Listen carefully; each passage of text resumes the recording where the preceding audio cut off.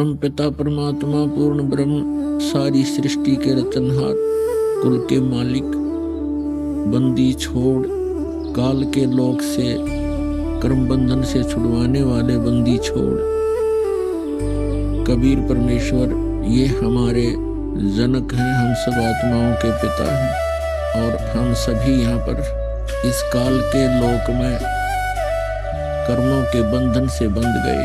हम अपनी भूल के कारण गलती के कारण यहाँ फंस गए। यहाँ हम बहुत कष्ट उठा रहे हैं। कोई जीव सुखी नहीं, किसी को अगले पल का पता नहीं कल आपका क्या होगा, एक सेकंड के बाद आपके साथ क्या घटना घटेगी।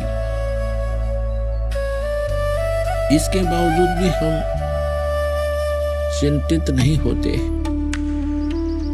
इसका कारण क्या है?